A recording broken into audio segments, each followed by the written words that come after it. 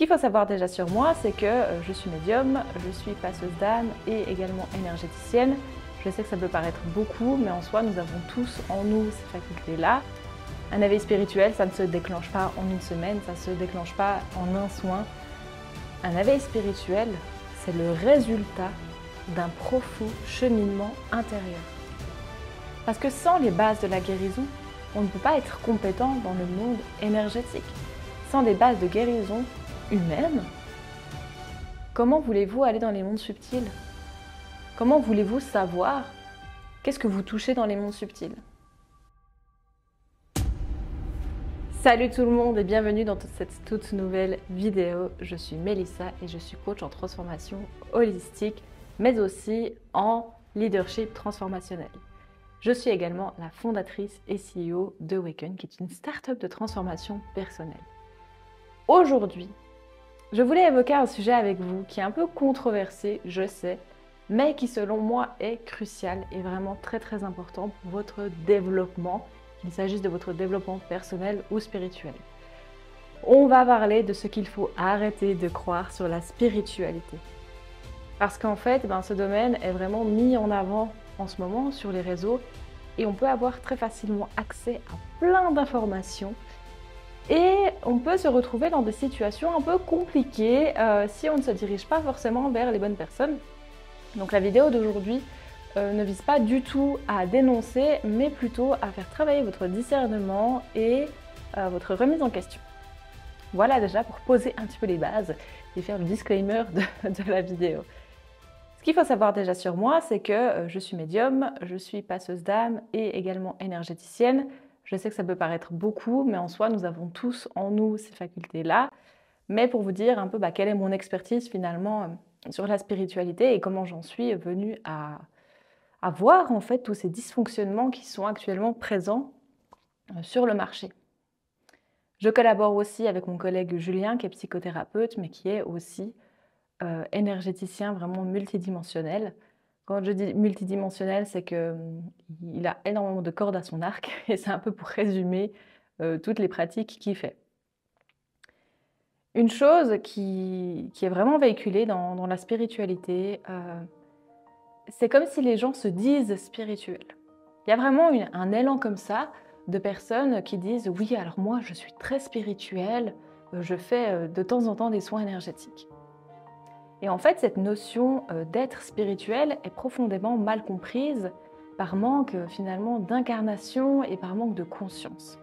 Ces personnes-là ne pensent pas du tout à mal, mais on ressent vraiment un manque d'application dans leur vie. En fait, ce qu'il faut comprendre, c'est que nous sommes tous spirituels. Parce que nous sommes tous et toutes des âmes venues s'incarner sur Terre pour vivre l'expérience humaine, mais qu'à la base, nous sommes tous des êtres spirituels, des êtres subtils, multidimensionnels. Et en fait, de dire comme ça, je suis spirituel parce que je fais des soins énergétiques, c'est en fait très réducteur au vu de ce qu'est vraiment la spiritualité. Alors faire un soin énergétique de temps en temps, c'est très bien. Mais en fait, la spiritualité, c'est vraiment un état d'être profond. La spiritualité, c'est un cheminement de retour à soi. C'est véritablement un parcours initiatique pour se reconnecter à qui on est véritablement au fond. C'est un profond processus de guérison. C'est vraiment se transformer pour révéler qui nous sommes véritablement. La spiritualité, ce n'est pas uniquement faire des guidances, de la cartomancie, de la radiesthésie. Tout ça, ce sont des outils pour accéder au monde subtil, mais ce n'est pas de la spiritualité. C'est aussi très en vogue d'aller à Bali, de faire un voyage initiatique à Bali, d'aller dans des lieux sacrés pour avoir un éveil spirituel. Je mets entre guillemets parce qu'on y reviendra après. Mais en fait, ce qu'il faut comprendre, c'est qu'il y a énormément de traditions anciennes qui ne sont pas pour autant bénéfiques.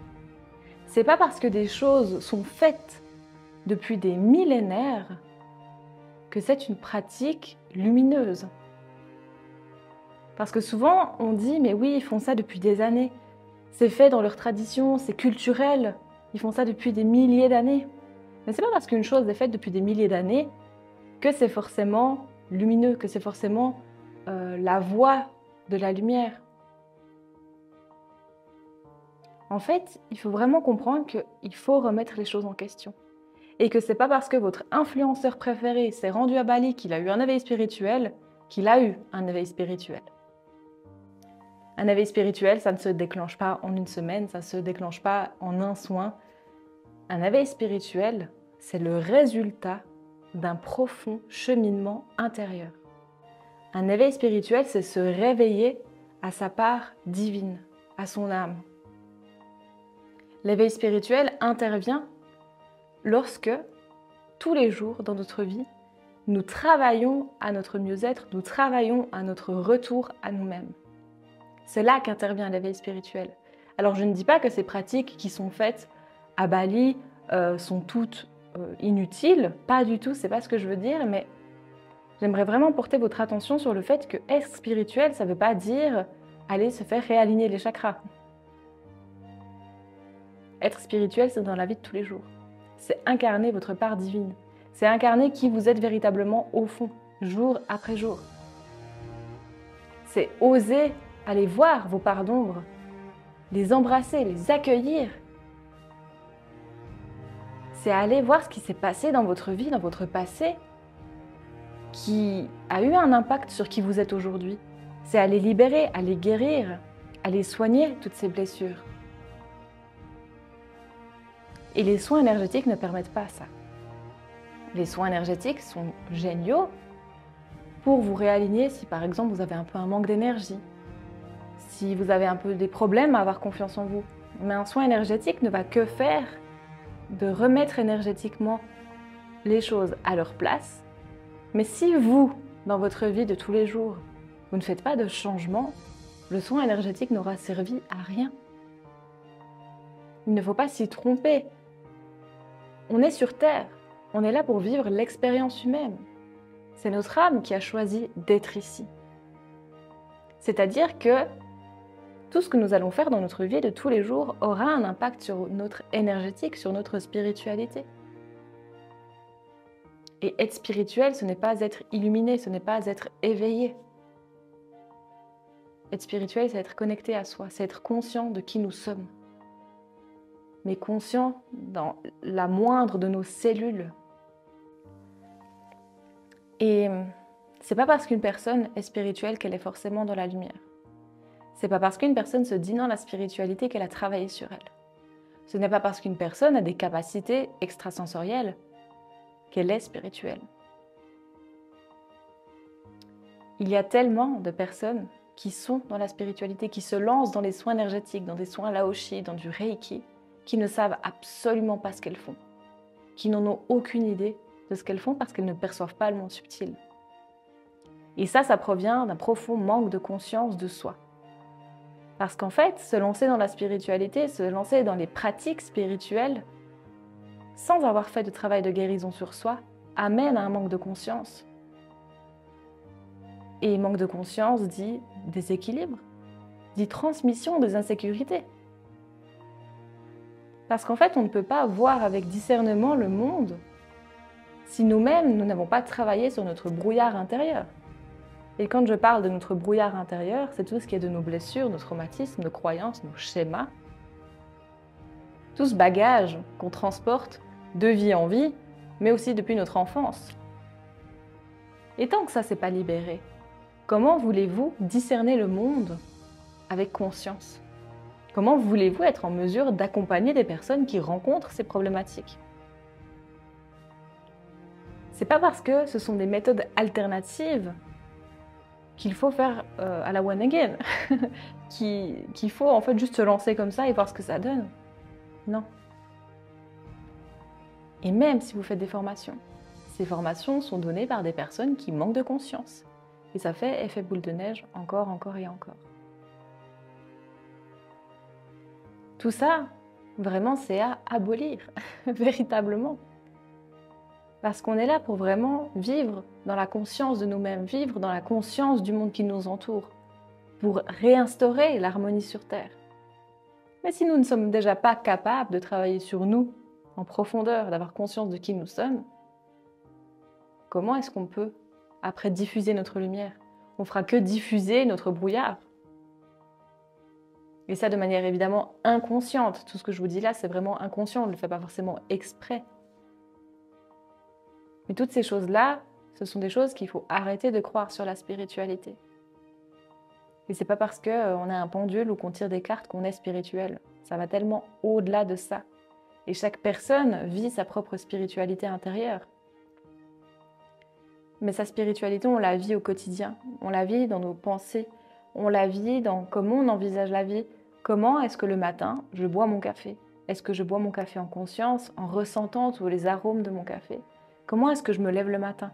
Quelle pensée j'ai le matin?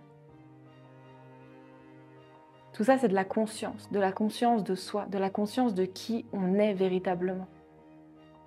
Car sans cette conscience-là, on est en mode pilote automatique. On est en mode survie. Le mode survie a été déclenché par notre inconscient, par notre système nerveux, parce que nous avons vécu tellement d'événements traumatiques, tellement de blessures, qu'on est complètement déconnecté de nous-mêmes. Et en fait, la spiritualité aide à ça, aide à se reconnecter à sa véritable identité. Et c'est vers là qu'on veut aller. Et c'est aussi vers là qu'on vous emmène avec Awaken. Parce que sans les bases de la guérison, on ne peut pas être compétent dans le monde énergétique. Sans des bases de guérison humaine, comment voulez-vous aller dans les mondes subtils? Comment voulez-vous savoir qu'est-ce que vous touchez dans les mondes subtils? Et comme je le disais, avoir des capacités n'est pas forcément égal à avoir travaillé sur soi. Combien de médiums j'ai connus qui œuvraient pas du tout pour la lumière, qui œuvraient dans leur propre intérêt, qui œuvraient dans l'inconscient, qui œuvraient à travers leurs propres insécurités. On est bien d'accord que ces personnes faisaient du mieux qu'elles pouvaient avec ce qu'elles avaient, mais malheureusement, elles n'aidaient pas leurs clients. Elles n'aidaient pas leurs clients étant donné qu'elles-mêmes n'arrivaient pas à céder. C'est pour ça qu'il faut revenir vraiment aux bases. Et quand je parle des bases, c'est comment est-ce que tu accueilles le changement dans ta vie? Comment est-ce que tu mets en place des habitudes saines dans ta vie? Comment est-ce que tu sors de ta zone de confort? Comment est-ce que tu cultives ta confiance en toi au quotidien? Comment est-ce que tu te comportes en société? Comment est-ce que tu juges les gens autour de toi? Quelles paroles tu as envers toi-même? Qu'est-ce que tu penses de ton reflet dans la glace? Ces choses-là, ce sont des bases essentielles et fondamentales avant tout le reste. Après, évidemment, tout est juste. Tout est juste dans le sens où, même si vous faites des choix avec votre ego, même si une fois vous pensez vous être trompé, c'était juste parce que c'était le chemin par lequel vous deviez passer. Et c'est ok. Le but dans cette vidéo, c'est pas du tout d'accabler qui que ce soit, mais c'est vraiment de travailler son discernement, de remettre en question ce qu'on voit, d'oser penser par soi-même et vraiment de cultiver sa propre foi. Sa foi en soi, sa foi en l'univers, en Dieu, en la source, sa foi en les autres, en la vie. C'est ça, être spirituel.